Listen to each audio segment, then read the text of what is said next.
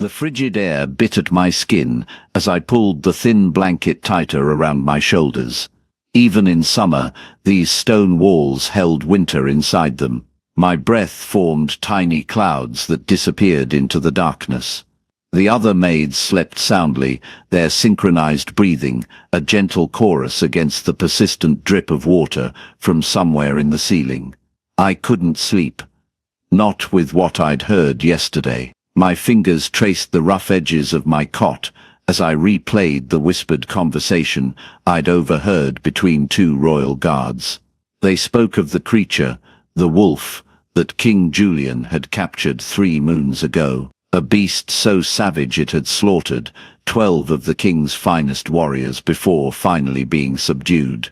A shiver ran through me that had nothing to do with the cold. The bell tower chimed 5 times, its deep resonance vibrating through the stones beneath my feet. I slipped from beneath my covers, the icy floor sending shocks up through my bare soles. The other maids wouldn't rise for another hour, but head servant Greta had assigned me to the East Wing today, the Forbidden Wing, and I needed extra time to prepare myself. No one cleaned the East Wing without trembling hands and racing hearts. It was where they kept the wolf. I splashed water from the basin onto my face, the shocking cold fully awakening my senses. As I pinned my hair beneath my white cap, I caught my reflection in the sliver of mirror hanging on the wall, pale skin, dark circles under eyes that had once been bright. 3 years of service to the vampire court had slowly drained the life from me, just as they drained their human cattle in the dungeons below. Not that I was any better than cattle, just more useful with a mop. "You're up early," came a whisper from the shadows. I startled, nearly knocking over the wash basin. "Sarah," I breathed, recognizing my friend's silhouette. "You scared me half to death." Sarah's eyes, wide and knowing, fixed on mine as she sat up in her bed. "You're assigned to the East Wing, aren't you?" The way she said it, not a question, but a confirmation of a death sentence. My throat tightened. "Yes." She slipped from her bed and crossed to me, her footsteps silent against the stone. Years of avoiding vampire attention had made us all as quiet as ghosts. "Elena," she whispered, her fingers cold as they gripped mine, "stay away from the garden enclosure. Whatever you do, that's where they keep it." "The wolf," I said, the words barely audible, even to myself. Sarah nodded, a strand of blonde hair escaping her cap. "Marcus told me it killed 3 servants last month. They got too close. Just cleaning the corridors should be safe enough." The weight of her warning settled in my stomach like a stone. I squeezed her hand once before letting go. "I'll be careful."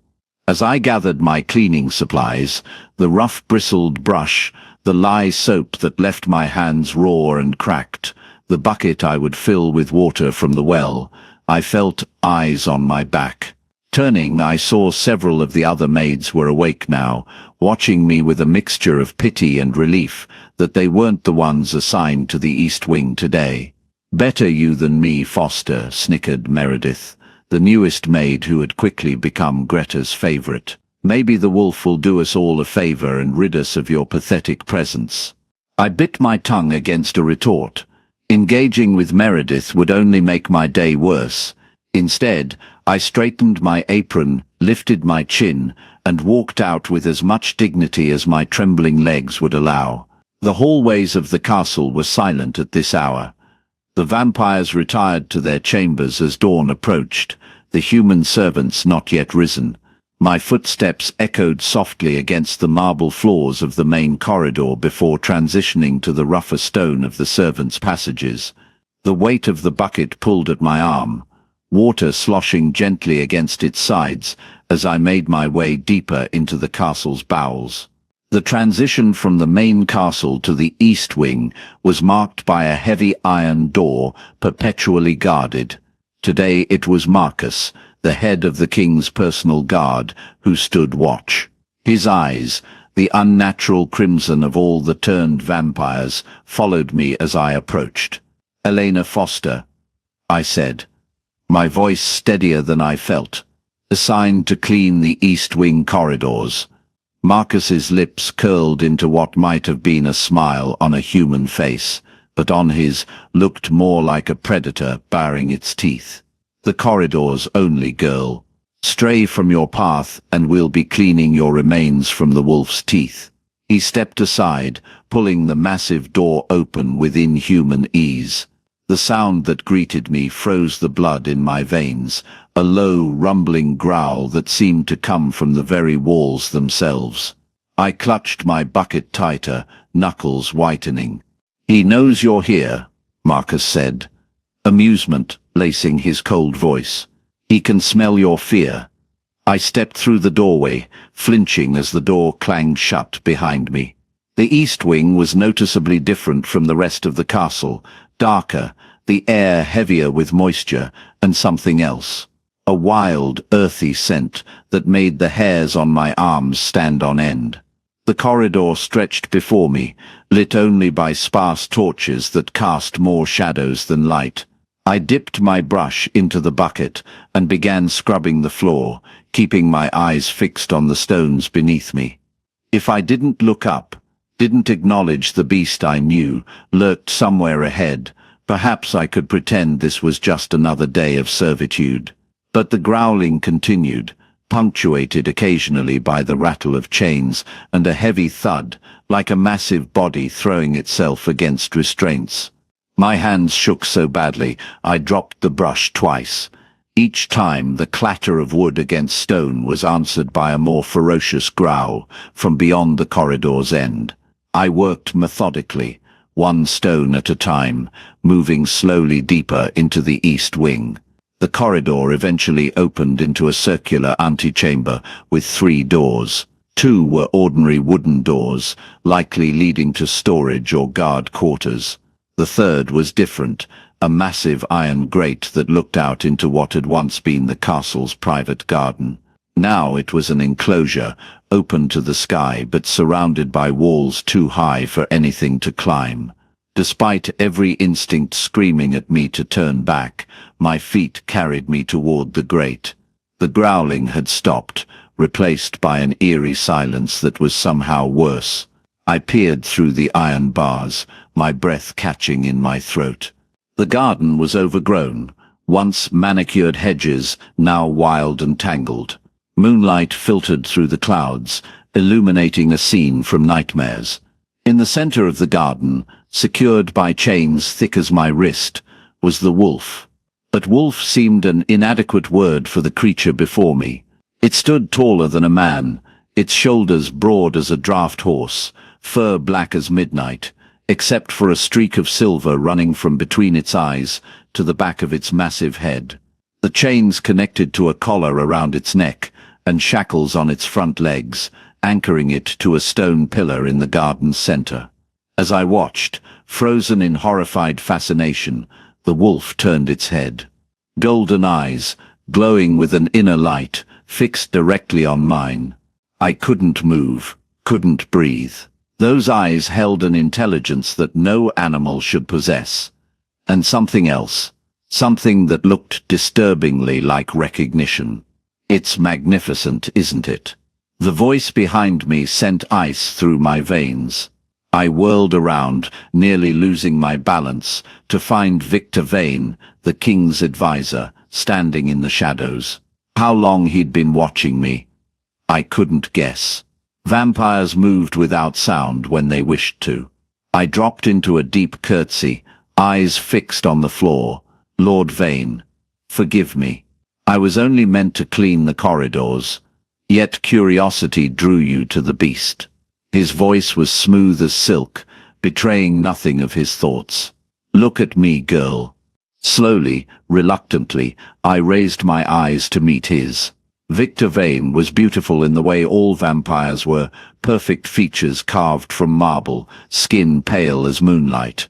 But his eyes held none of the bloodlust I was accustomed to seeing. Instead, they gleamed with calculation. "What's your name?" he asked. "Elena Foster, my lord," his head tilted slightly. "And what do you see when you look at our captive, Elena Foster?" The question was a trap. I knew it instinctively. Tell him I saw a monster, and he might question why I was so fascinated. Tell him the truth, that I saw something more than beast, and who knew what consequences might follow. My voice faltered as a crash came from behind me. The wolf had thrown itself against its chains again, the growl now a roar that vibrated through my bones. Victor's lips curved upward. It doesn't like me near you. Interesting. He stepped closer, and the roaring intensified. Very interesting indeed. My heart hammered against my ribs. The wolf was reacting to Victor's proximity to me. That made no sense. Clean the antechamber as well, Victor said suddenly.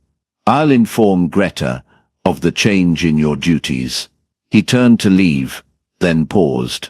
The king will be displeased to learn one of his servants was so close to his prized possession. I suggest you finish quickly. After he disappeared down the corridor, I released the breath I'd been holding. Behind me, the wolf had gone silent again. I turned back to the grate, unable to resist one more look. The creature had settled on its haunches, golden eyes still fixed on me. No longer growling, no longer thrashing, just watching. A chill ran down my spine as I gathered my cleaning supplies and began scrubbing the antechamber floor. Every few moments I glanced toward the grate. Each time, those golden eyes were still watching me. I worked faster than I ever had, desperate to finish and escape this wing with its unsettling captive. As I neared completion, voices echoed from the corridor, female voices, laughing. My stomach sank as I recognized Meredith's distinctive giggle. 3 maids rounded the corner, stopping short when they saw me. Meredith's eyes narrowed, then widened with malicious delight when she noticed the grate behind me. Well, well, she said, sauntering forward. Alina's made friends with the monster. I'm just cleaning, I said, standing and gathering my supplies, as I was ordered to. The other 2 maids, Greta's favorites as well, flanked Meredith as she approached. We heard the beast has a taste for servant girls, she said. Especially plain, forgettable ones like you. I tried to step around them, but they blocked my path. Please, I need to return these supplies. What do you think, girls? Meredith asked her companions. Should we see if the wolf is hungry? Before I could react, hands seized my arms. My bucket clattered to the floor, water spilling across the stones I'd just cleaned. I struggled, but 3 against 1 was no contest. Stop. Are you insane? I gasped as they dragged me toward the grate. Behind it, the wolf had risen to its full height, watching the commotion with those unnerving golden eyes. It's just a bit of fun, Meredith said, her voice tight with excitement and cruelty. Besides, no one would miss you. I fought harder as I realized their intent. They were going to open the grate, going to push me into the enclosure with the beast. Terror clawed at my throat as one of the maids produced a key. Where did you get that? I demanded, my voice rising in panic. Meredith smirked. Greta isn't as careful with her keys when she's had wine. The lock clicked. The grate swung open. With one powerful shove, I was thrust forward, stumbling into the garden enclosure. I heard the grate slam shut behind me, the key turning in the lock. Enjoy your new friend, Meredith called, and the 3 of them fled, their laughter echoing down the corridor. I froze, my back pressed against the iron grate. 10 paces away, the wolf watched me, its massive head lowered, those golden eyes unblinking. The chains rattled as it took 1 step forward, then another. My legs trembled so badly, I feared they would give out. This was how I would die, torn apart by the king's prized beast. All for the amusement of girls who hated me for no reason beyond their own pettiness. The wolf continued its approach, each step deliberate, until it stood directly before me. This close, I could feel the heat radiating from its body, could smell the wild, earthy scent of its fur. Its breath, surprisingly sweet, warmed my face. I closed my eyes, waiting for teeth to tear into my flesh. Instead, I felt something entirely unexpected. The wolf lowered its massive head and, with infinite gentleness, pressed its forehead against my shoulder. My eyes flew open in shock.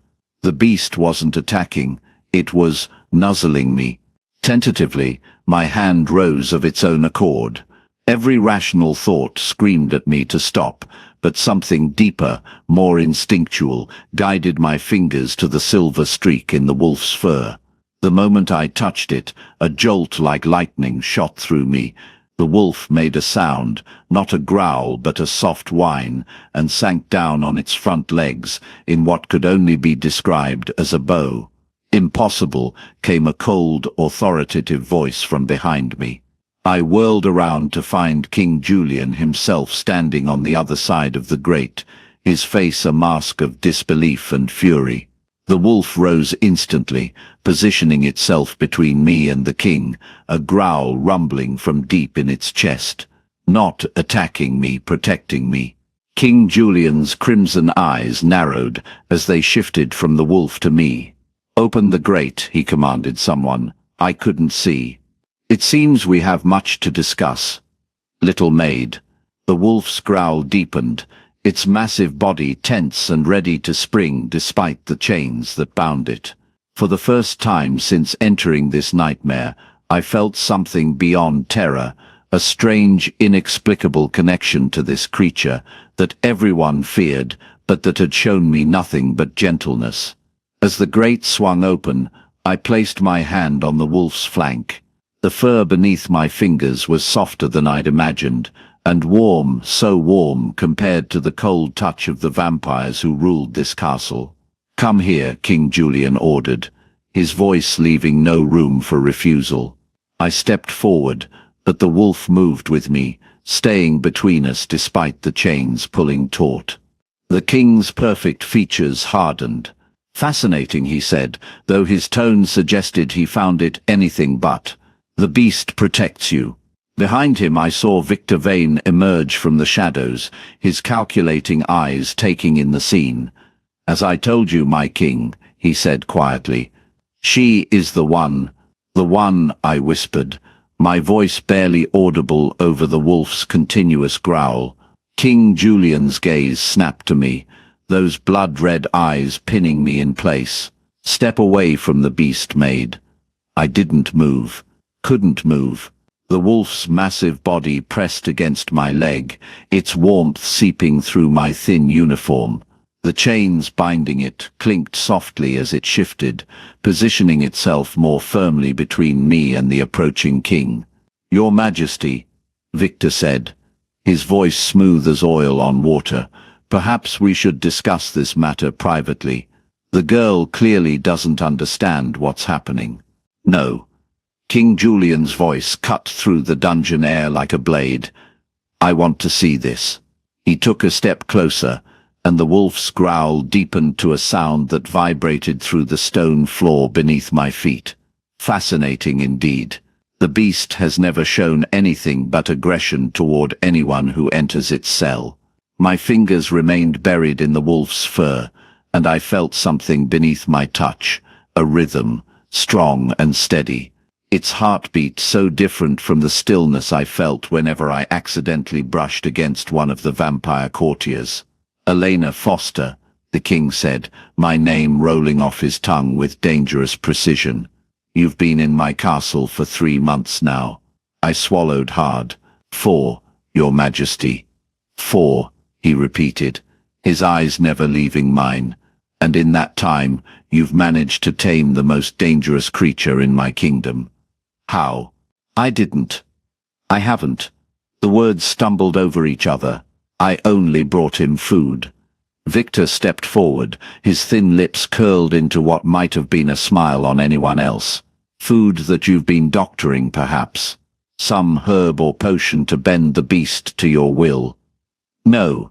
The accusation stung. Just meat from the kitchen, the same as everyone brings. King Julian raised a hand, silencing his advisor. The wolf has killed 6 guards since its capture. It has refused to shift back to human form despite persuasive methods. His eyes flickered to the various instruments hanging on the dungeon walls. Yet it treats you with something akin to devotion. The wolf's ears flattened at the king's words, but it made no move to attack. Instead, it pressed closer to me, as if trying to shield me from the king's scrutiny.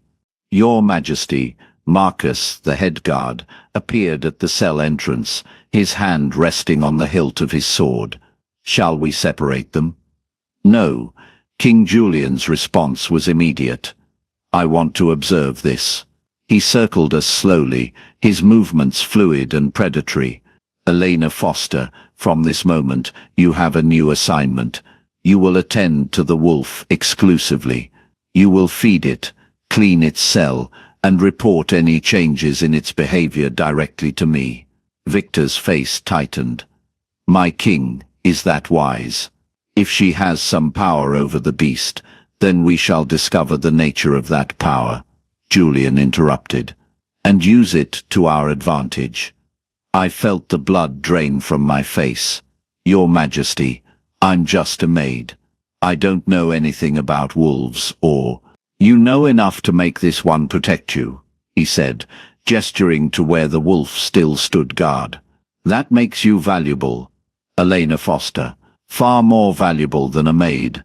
The wolf's growl had subsided to a low rumble, but its eyes, those intelligent golden eyes, never left the king. Marcus, Julian called. Have the girl's belongings moved to the chamber adjacent to this cell. She will remain close to the wolf at all times. My heart hammered against my ribs. Live, down here. Consider it a promotion, Julian said, his voice devoid of warmth. You'll be compensated accordingly. Victor stepped closer to the king, his voice lowered but still audible in the stone chamber. We should question her more thoroughly, Your Majesty. This connection could be part of the rebels' plan. Julian's eyes narrowed. In due time, Victor. For now I want to see what happens when we give her full access to our captive. He turned back to me. You will begin immediately.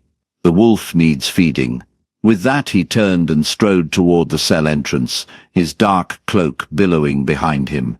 Marcus, have food brought down. Double the usual portion. He paused at the doorway, looking back over his shoulder. And Elena, do remember that while the wolf may protect you from others, nothing can protect you from me if I discover you're playing some game. The threat lingered in the air long after he and Victor had disappeared up the winding staircase, leaving only Marcus at the entrance to the cell. The wolf finally relaxed its stance, turning to face me fully, up close. Its size was even more intimidating. It stood nearly to my shoulder, its massive head level with my chest. Yet there was nothing threatening in the way it regarded me, its golden eyes studying my face with an intelligence that seemed almost human. The food will be here shortly, Marcus said, his voice gruff. Don't try anything stupid, girl. Those chains are enchanted, but they're not infallible. If it turns on you, you'll be dead before I can reach you. I nodded mutely, my mind still reeling from the sudden change in my circumstances. The wolf huffed softly, as if offended by the guard's implication. When Marcus retreated to his post outside the cell, I sank to my knees, suddenly aware of how badly my legs were shaking. The wolf immediately moved closer, its warm breath fanning across my face as it lowered its head to my level. What am I going to do? I whispered, not expecting an answer.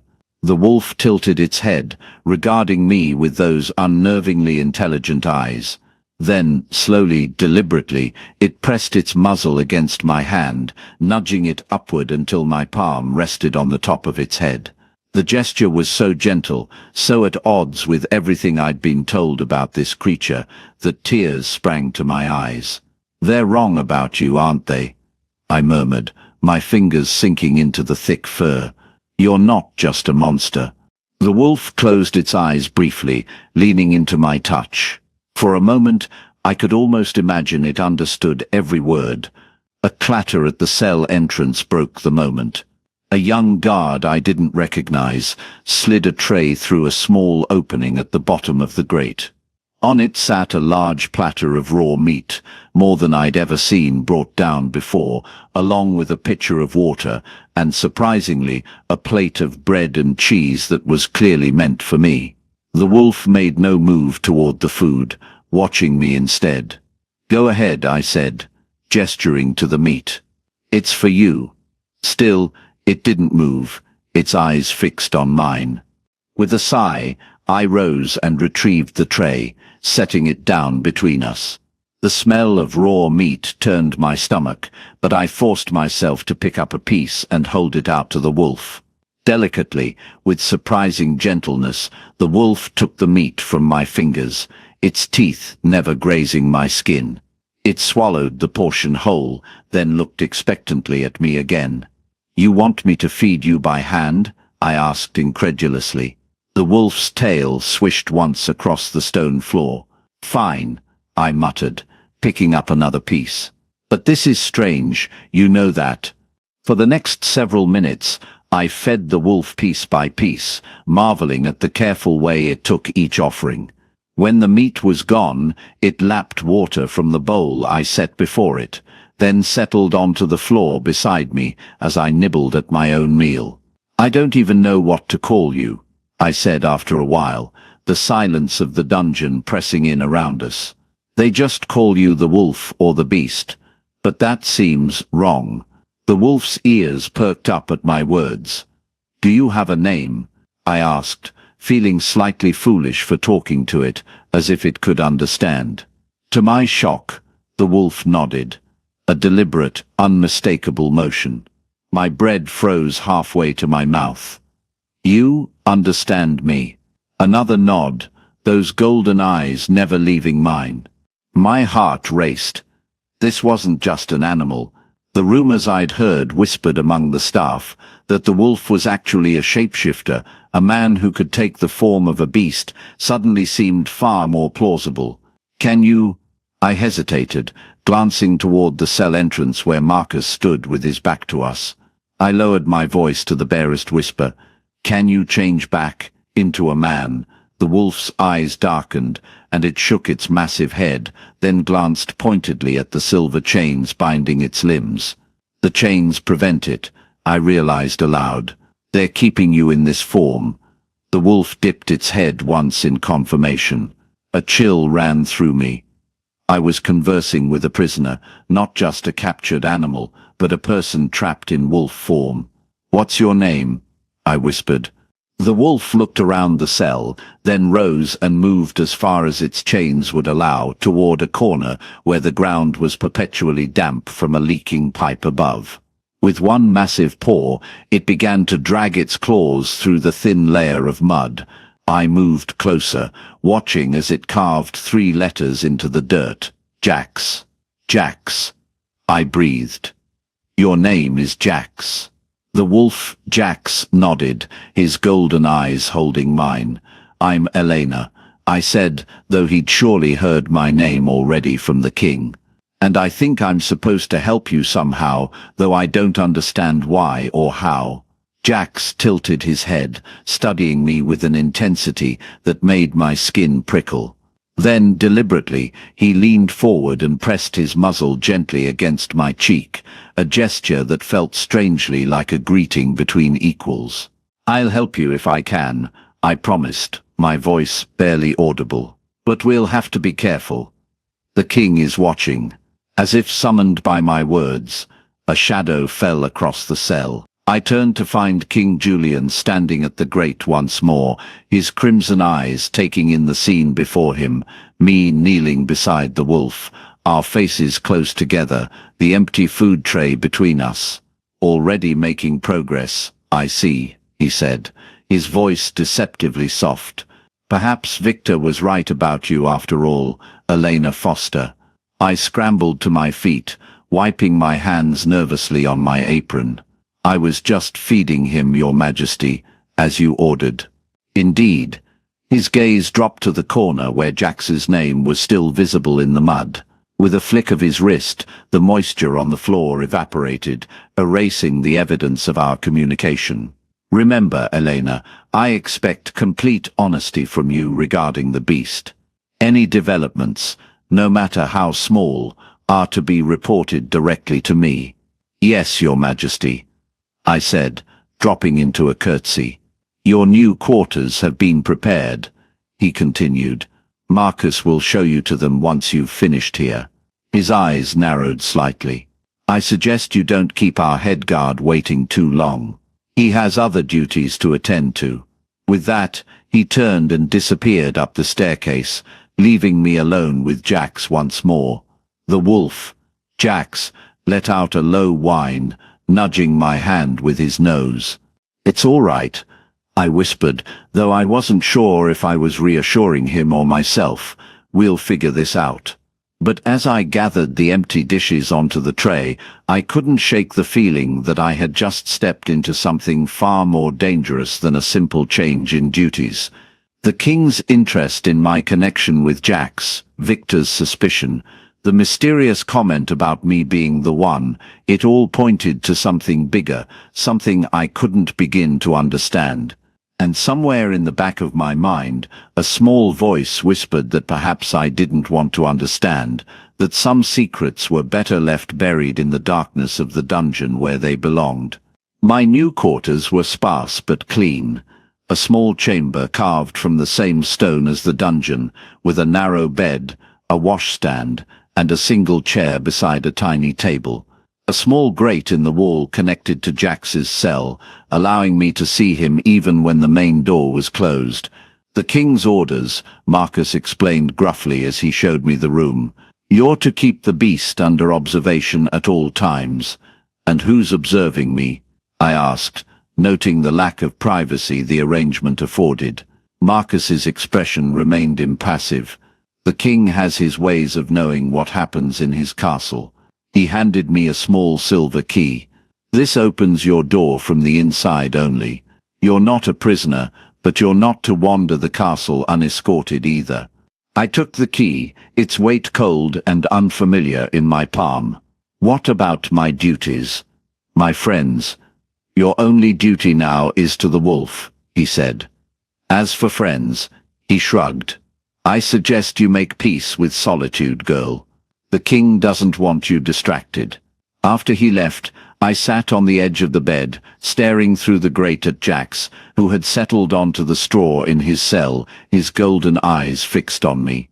I guess we're roommates now, I said, with a weak attempt at humor. Jax huffed softly, his tail thumping once against the floor. Over the next few days, a routine emerged. Each morning, a guard would bring food for both of us. I would feed Jax by hand, then clean his cell while he watched. In the afternoons, King Julian would often appear, observing our interactions with calculating eyes, asking questions that seemed designed to probe the nature of our connection. Has it shown any signs of aggression? He asked on the third day, watching as I combed burrs from Jax's thick fur. No, Your Majesty, I answered truthfully. He's been gentle. Julian raised an eyebrow. You speak of it as a person. I felt Jax tense beneath my hands. Force of habit, I said quickly. From caring for him it so closely. The king studied me for a long moment, his expression unreadable. Victor believes you're hiding something, Elena. He thinks you know more about the wolf than you're telling us. My heart hammered in my chest, but I forced myself to meet Julian's gaze steadily. I know only what I've observed, Your Majesty. It responds to kindness, that's all. Kindness, Julian repeated, as if tasting a foreign word. An interesting theory. He moved closer to the grate, his crimson eyes fixed on Jax. The wolf was captured 6 months ago, leading an attack on one of my border outposts. 12 of my soldiers died before they managed to subdue it with silver chains. Since then, it has killed 6 more who attempted to guard it. I swallowed hard, my hand stilling in Jax's fur. I didn't know. And yet it treats you with devotion. Julian's gaze shifted to me. Why do you think that is, Elena? I don't know, I whispered.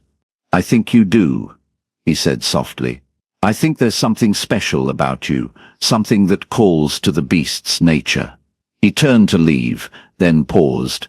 Victor wants to question you more thoroughly. I've denied his request for now. Don't make me regret that decision. After he left, I sank to the floor beside Jax, my hands trembling. Is it true? I asked quietly. Did you kill those people? Jax's eyes met mine, filled with a sorrow that seemed too human for his wolf face. Slowly, deliberately, he nodded. Why? I whispered. He looked pointedly at his chains, then back at me, a low growl rumbling in his chest. You were defending yourself, I realized. They were trying to hurt you. Another nod followed by a soft whine. I reached out, running my fingers through the thick fur at his neck. I'm sorry, I said. I can't imagine what you've been through. That night I dreamed of running through a forest, the moon high above, the scent of pine and earth filling my nostrils. I was powerful, free, my paws barely touching the ground as I raced between the trees. The dream was so vivid I could feel the wind in my fur, hear the rustling of small creatures scattering at my approach. When I woke, gasping, in the darkness of my small chamber, I found Jax watching me through the grate, his golden eyes reflecting what little light filtered into the dungeon. I dreamed I was you, I whispered, my voice hoarse, running through the forest. Jax tilted his head, a soft whine escaping him. Is that where you're from? I asked. The forest beyond the border. He nodded, his eyes never leaving mine. Do you miss it? Another nod, more emphatic this time. I moved closer to the grate, lowering my voice even further. Jax, why are you here? What does the king want with you? Jax's ears flattened against his head, and he turned away, moving to the far corner of his cell, where the shadows were deepest. I'm sorry, I called softly. I didn't mean to upset you. But he didn't return, and eventually I drifted back into an uneasy sleep, haunted by dreams of forests I'd never seen, and a freedom I'd never known. The next morning, I was awakened by the sound of the outer door to the dungeon opening. Expecting the usual guard with our breakfast, I was surprised to see Victor Vane descending the stairs, a thin smile on his lips. Good morning, Elena, he said, his voice smooth as silk. I trust you slept well in your new accommodations. I rose quickly, straightening my rumpled dress. Well enough, my lord. Good, good. He approached the grate separating Jax's cell from the rest of the dungeon. And our furry friend, how does he fare under your tender care? Jax had risen to his feet, a low growl building in his chest as Victor drew near. He's well, I said cautiously, though he seems agitated this morning. Indeed, Victor's smile didn't reach his eyes. Animals can sense many things that escape human perception. Perhaps he knows something we don't. I said nothing, watching as Victor produced a small vial from within his robes. The liquid inside was a deep, unnatural green that seemed to glow faintly in the dim light of the dungeon. The king has asked me to accelerate our progress with the wolf, Victor said, holding the vial up to the light. This potion, when added to its food, will weaken the enchantment of the silver chains, just enough to allow it to shift partially back to human form, but not enough to free it completely. My stomach clenched. Why would you want that? To question it, of course. Victor's eyes glittered. The wolf was a leader among its kind before its capture. It possesses information that could be valuable to the kingdom's security. Jax's growl deepened, his hackles rising as he stared at the vial. It doesn't seem to like the idea, I observed. Its preferences are irrelevant, Victor said dismissively. You will add this to its meat at the midday meal. He held out the vial. Unless, of course, you'd prefer I inform the king of your reluctance to follow orders. I took the vial, its glass cool against my palm. No, my lord. I'll do as you ask. Excellent. Victor's smile widened. I'll return this evening to observe the results. Remember, Elena, the king's patience has limits, as does mine. After he left, I stared at the vial in my hand, then at Jax, who was watching me with wary eyes. I won't do it, I whispered, moving closer to the grate. I don't trust him. Jax huffed softly, his golden eyes fixed on the vial. But if I refuse outright, he'll just force it on you some other way, I continued, thinking aloud. Or have me removed from here. I paced the small confines of my chamber, the vial clutched in my hand. There has to be another way. When the guard arrived with our breakfast, I forced myself to act normally, feeding Jax by hand as usual, cleaning his cell with practiced efficiency. But all the while, my mind raced, trying to formulate a plan. As midday approached, I made my decision. When the guard brought our meal, I waited until he had left before approaching Jax with the platter of raw meat. I have an idea, I whispered, kneeling beside him. But you have to trust me. Jax tilted his head, watching as I uncorked the vial. I'm going to pour this over just one piece of meat, I explained. You'll pretend to eat it, but really, you'll hide it in the straw. When Victor comes tonight, you can act as if the potion is working, make some sounds of pain, thrash around a bit. Maybe even try to speak, but make it seem like you can't quite manage it. Jax's ears perked up, his intelligent eyes studying my face. If we can convince him the potion is working, but just not strong enough, he might leave us alone for a while, I continued. It will buy us time to figure out what's really going on here.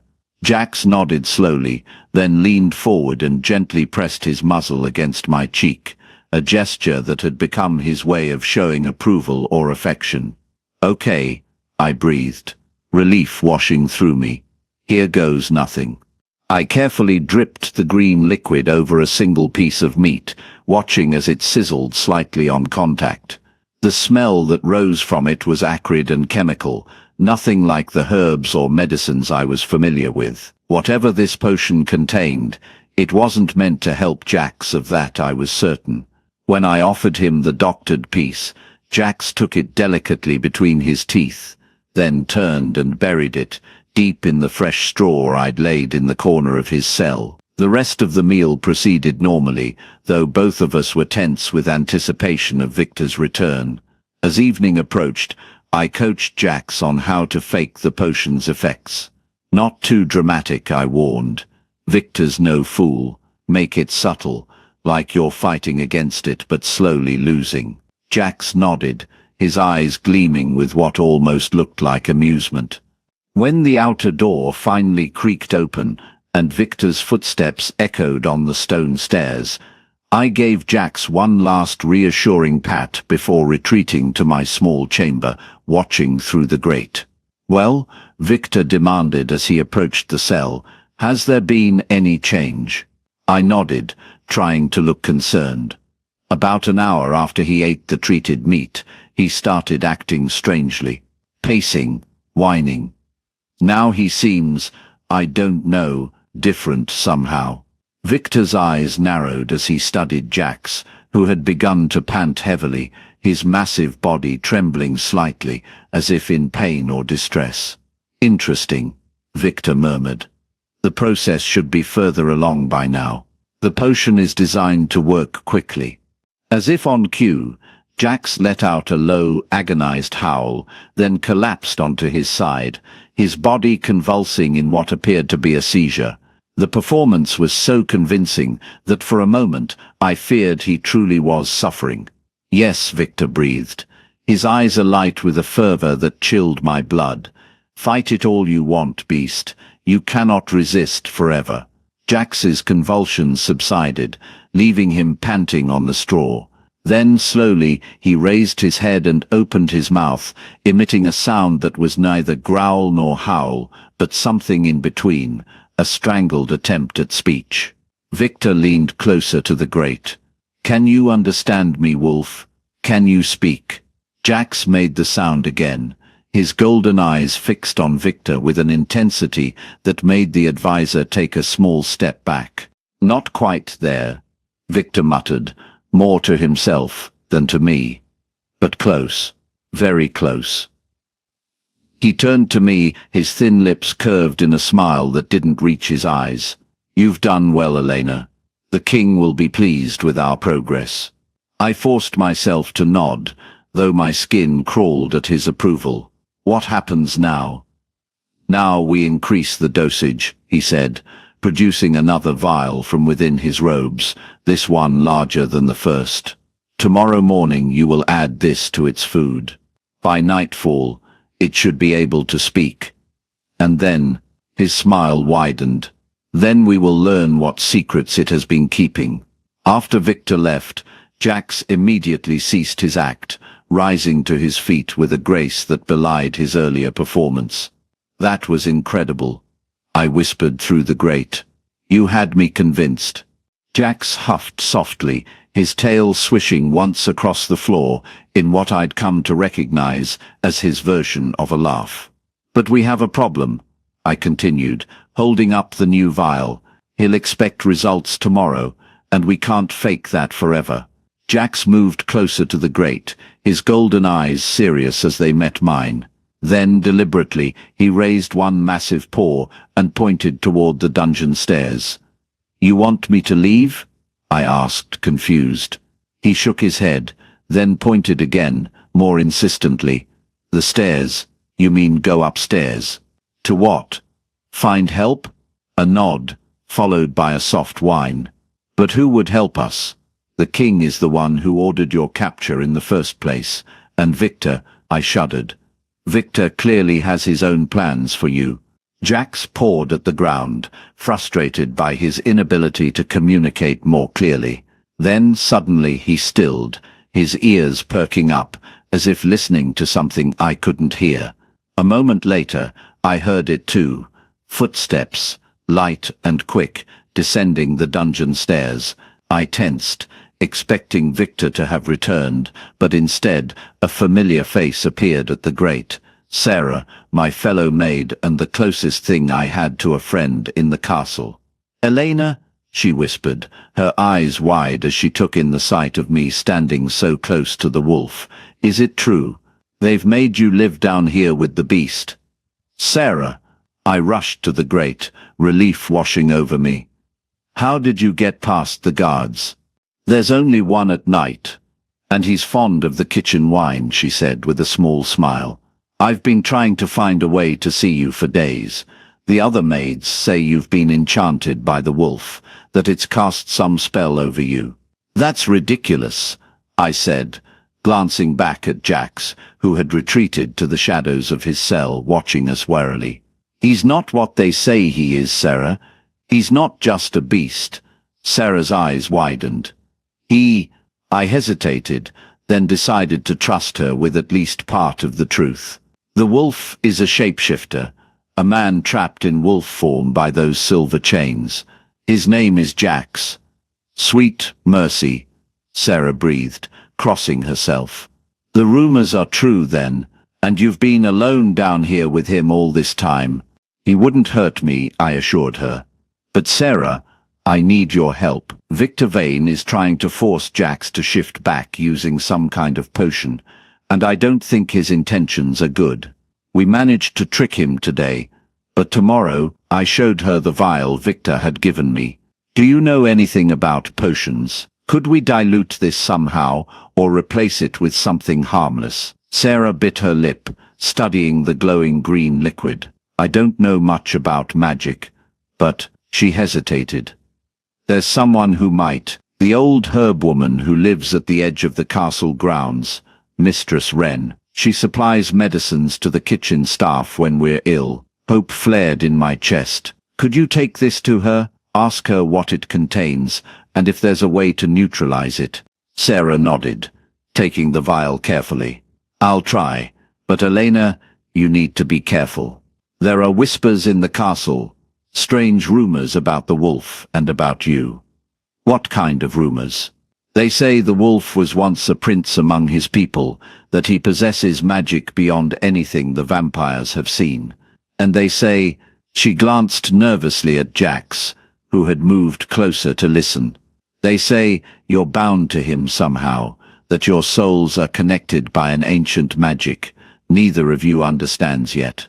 I felt a chill run down my spine, remembering my dream of running through the forest in wolf form. That's absurd, I said, but my voice lacked conviction. Perhaps, Sarah conceded. But Victor Vane has been asking questions about your background, your family. He seems particularly interested in where you came from before you arrived at the castle. My family had been simple farmers, killed in a border raid when I was 16. I'd made my way to the capital alone, finding work in the castle because I had nowhere else to go. There was nothing special about my background, nothing that would interest someone like Victor Vane. I don't understand what he wants from me, I said. Be careful, Elena, Sarah warned, glancing nervously toward the stairs. I should go before the guard returns. I'll try to see Mistress Wren tomorrow and bring you word as soon as I can. After she left, I sank to the floor beside the grate, my mind whirling with this new information. Jax moved as close as his chains would allow, a soft whine escaping him. A prince, I whispered, looking into those intelligent golden eyes. Is that true? Were you a prince among your people? Jax hesitated, then nodded slowly. And this connection between us, have you felt it too? Another nod, more certain this time. The dreams, I realized. I've been dreaming of running through the forest as a wolf. Those are your memories, aren't they? Jax's eyes widened slightly, and he nodded again, a soft huff escaping him. But why me? I asked. The question that had been haunting me since that first moment in his cell. Why do I have this connection to you? Jax whined softly, frustration evident in his inability to explain. Then deliberately, he raised his paw and pressed it against the grate, directly over my heart. The gesture was so clear, so meaningful, that tears sprang to my eyes. Whatever bound us together, it went beyond the physical. It was something deeper, something neither of us fully understood. We'll figure this out, I promised, placing my hand over his paw, feeling the warmth of it even through the iron bars. Somehow, we'll find a way. As I settled onto my narrow bed that night, I found myself wondering what would happen if Jax did manage to shift back to his human form. What would he look like? Would he still regard me with the same gentle affection he showed in his wolf form?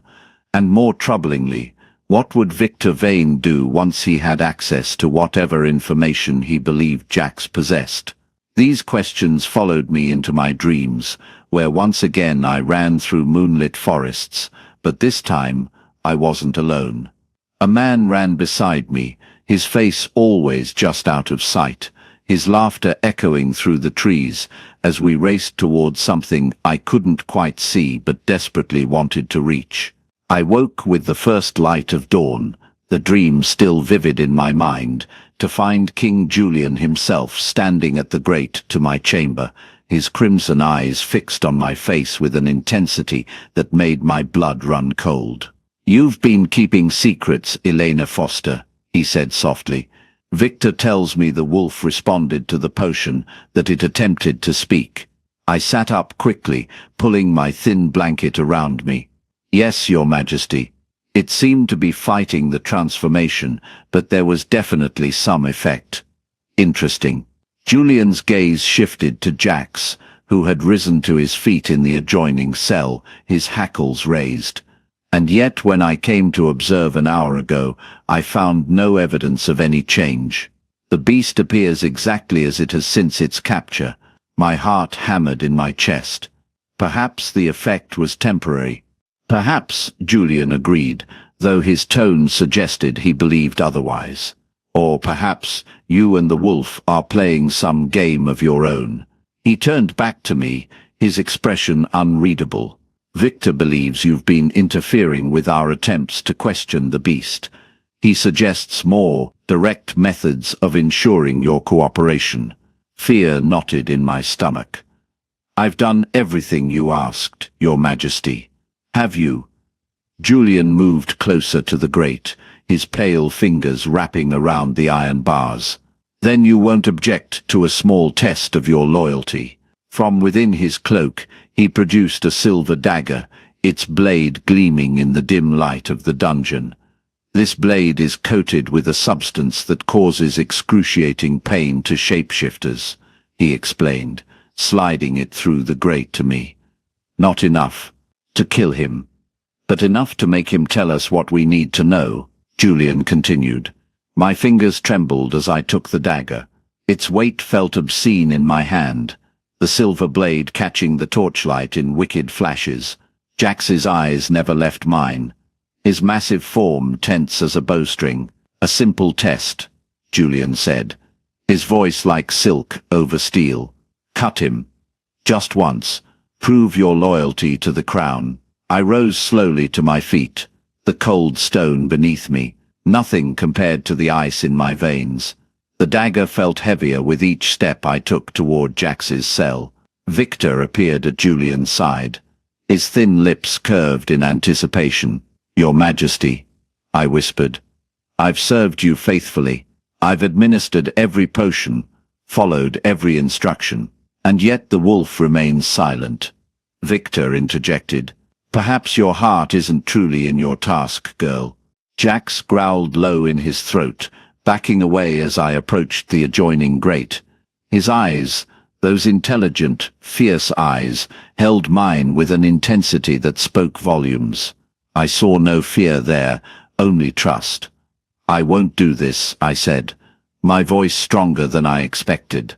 I turned to face Julian, holding the dagger at my side. Kill me if you must, but I won't torture an innocent creature. Julian's eyebrows rose slightly. Innocent? This is an alpha wolf, Elena, the leader of the pack that has terrorized our borders for generations. He's done nothing since his capture, but endure our cruelty, I countered. If that makes him a monster, what does that make us? The dungeon fell silent, save for the distant drip of water and Jax's steady breathing. Victor's face contorted with rage, but Julian merely studied me, his ancient eyes unreadable. Interesting, Julian finally said. You would choose the beast over your king. I choose mercy, I replied, dropping the dagger. It clattered against the stone floor, the sound echoing through the cells. And I believe you would too, if Victor hadn't poisoned your mind against the wolves. Victor lunged forward. Insolence. Your Majesty, this girl clearly conspires with the enemy. Allow me to. Julian raised a hand, silencing him. Take her to the upper chambers, he ordered. I wish to speak with her privately. His eyes flicked to Jax, who had pressed himself against the bars separating our cells, his massive head following my every movement, and double the guard on the wolf. Something tells me we've underestimated both our captives. 2 guards appeared, grasping my arms firmly but not roughly. As they led me away, I glanced back at Jax. For just a moment, I could have sworn I saw something shift in his eyes, something human and determined. The upper chambers were opulent compared to the dungeon, a sitting room adjacent to Julian's private quarters, with velvet chairs and a crackling fire that did little to warm the chill in my bones. I stood before the hearth, refusing the seat Julian offered with a gesture. You surprise me, Elena Foster, Julian said, pouring dark liquid into 2 crystal glasses. Few in my court would dare defy me so openly. I didn't mean to defy you, I said carefully. I meant to remind you. Remind me. He approached, offering me one of the glasses. When I hesitated, he smiled thinly. If I wanted you dead, There are far simpler methods than poison. I accepted the glass but didn't drink. Remind you of who you were before all this. The stories say you were once a just ruler, before the wars with the wolf packs. Julian's expression darkened. He moved to the window, gazing out at the moon-washed forest beyond. Victor has served me faithfully for centuries. His counsel on the wolf threat has never led me astray. Has it not? I dared to step closer. The attacks have increased under his guidance. The more wolves you capture and torture, the more they retaliate. It's an endless cycle. And what would you suggest? Julian asked, his voice dangerously soft. That I release the beast in our dungeon? The alpha whose pack slaughtered a dozen of my guards last spring. I swallowed hard. I suggest you listen to him. Jax can speak. I've heard him. He wants peace as much as you do. Julian turned sharply. You've heard him speak. When, before I could answer, the door burst open. Marcus, the head guard, stood panting in the doorway, blood streaking his uniform. Your Majesty, he gasped. The wolf, it's Victor. He went to the cells against your orders. The beast has broken free. Julian's glass shattered on the floor. Sound the alarm. Lock down the palace. My heart leapt to my throat. What did Victor do? I demanded. Marcus's eyes flicked to me. He ordered us to leave, said he had special instructions from the king. We heard screaming, and when we returned, he shook his head. The beast was transforming.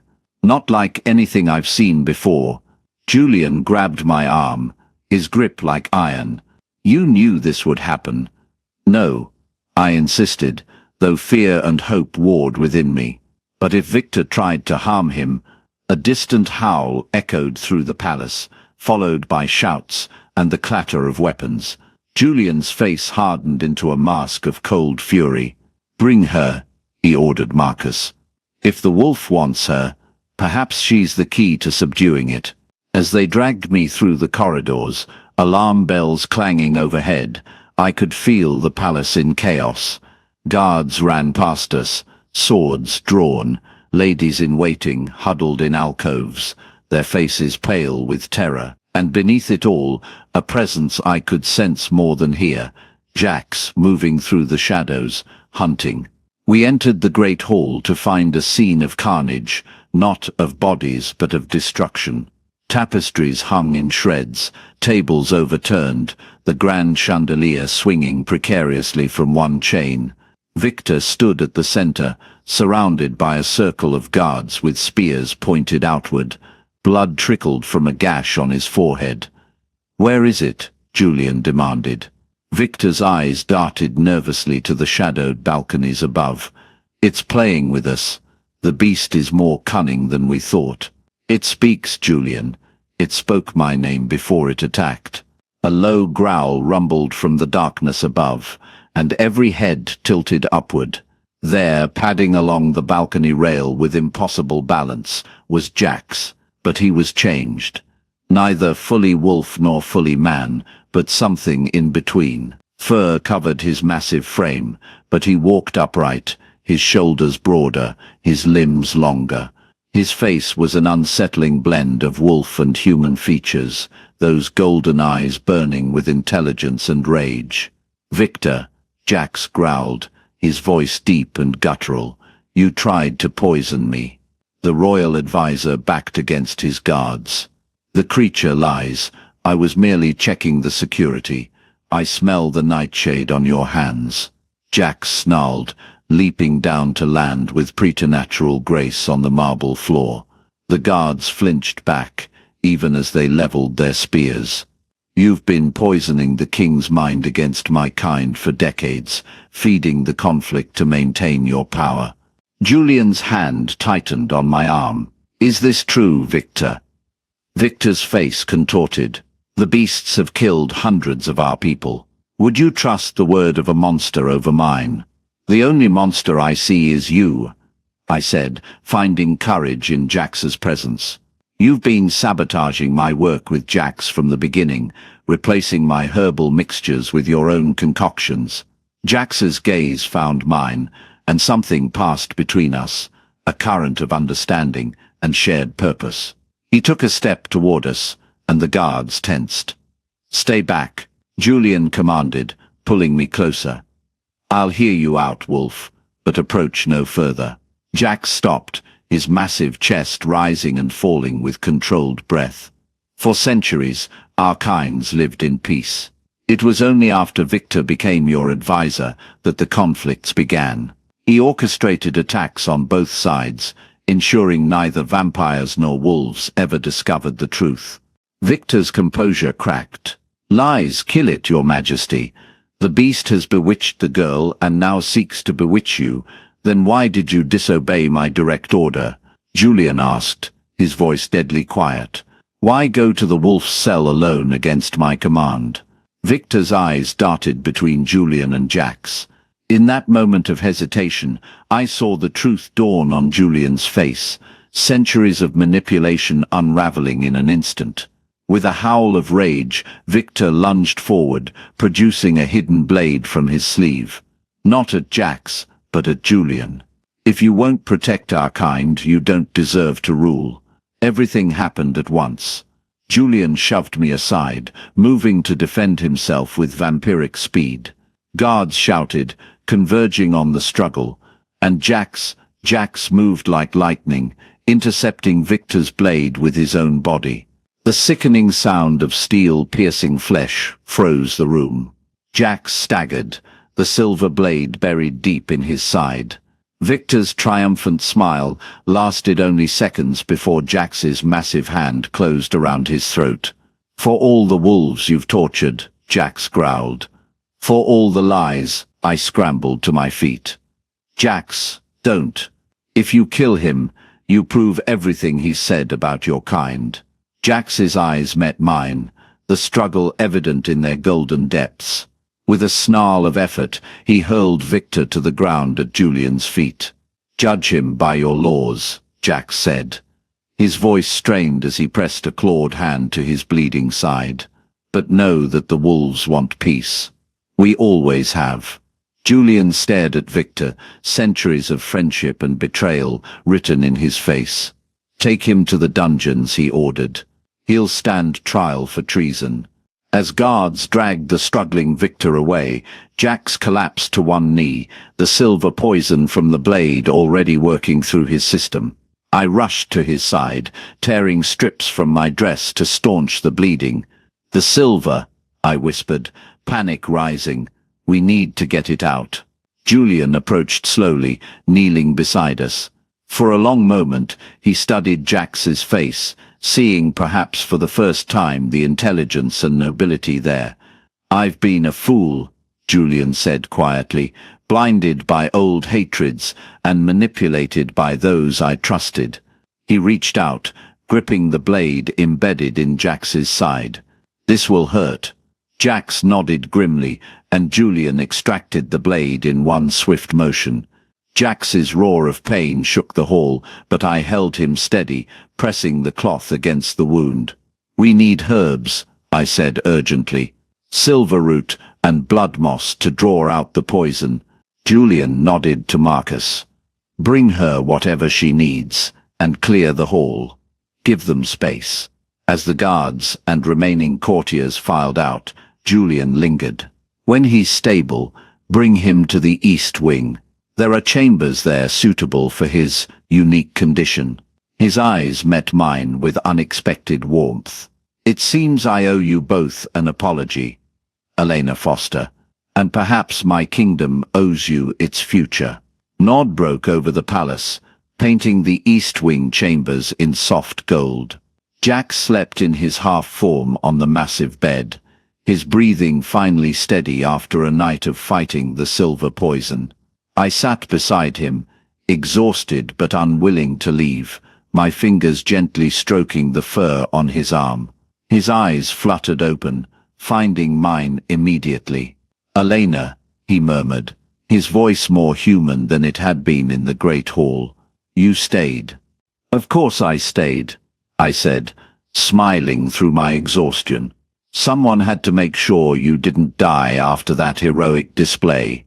He attempted a chuckle that turned into a wince. Worth it. Victor's treachery needed to end. I helped him sit up against the pillows, noting how the transformation had stabilized, still not fully human, but the wild ferocity had softened into something more controlled. Julian has called for representatives from your pack, I told him, pouring water from a silver pitcher. He wants to negotiate a true peace treaty. Jax took the cup in clawed hands that handled the delicate crystal with surprising gentleness. And you? What do you want, Elena? The question hung between us, loaded with possibilities I'd never dared consider before. I thought of my simple life as a palace maid, how empty it would feel now after everything we'd experienced. I want to understand, I said finally, your world, your people. This connection between us that I can't explain but can't deny either. Jax set the cup aside and reached for my hand, enfolding it in his much larger one. The fur was soft against my skin, the heat of him radiating up my arm. Then come with me, he said simply. When I'm healed enough to return to my pack, be our emissary, our bridge to Julian's court. I know nothing about being an emissary, I protested weakly. His smile transformed his wolf-like features, making them suddenly achingly beautiful. You know everything important. You see beyond appearances. You choose mercy over fear. What better qualities could an emissary have? A knock at the door interrupted us. Julian entered, looking weary but resolute. He carried a small wooden box which he set on the bedside table. The first gesture of peace, he explained, opening it to reveal an ancient amulet on a silver chain. This belonged to your grandfather, I believe. It was taken during the first wars before my time. Jax stared at the amulet, naked emotion crossing his face. The Alpha's tooth. We thought it lost forever. There will be more such returns, Julian promised. Artifacts, territories, dignity. He turned to me. Elena has agreed to serve as liaison between our courts. I raised an eyebrow. I don't recall agreeing to anything yet, Your Majesty. Julian's lips quirked in the closest thing to a genuine smile I'd ever seen from him. Consider it a royal request then, with appropriate compensation, of course. Quarters in both courts, authority to speak in my name. And in mine, Jax added, his eyes never leaving my face. I looked between them, Vampire King and Wolf Alpha, ancient enemies now cautiously extending trust because of me, a simple palace maid who had refused to see monsters where there were only beings. Well, I said, a smile spreading across my face as I took Jax's hand in mine. When you put it that way, how could I possibly refuse? Outside the window, the morning light strengthened, illuminating the forest beyond the palace walls, no longer a boundary between enemies but a shared realm of possibility. And as Jax's fingers tightened around mine, I felt the first true stirrings of hope, not just for peace between kingdoms, but for whatever unexpected path my heart had chosen.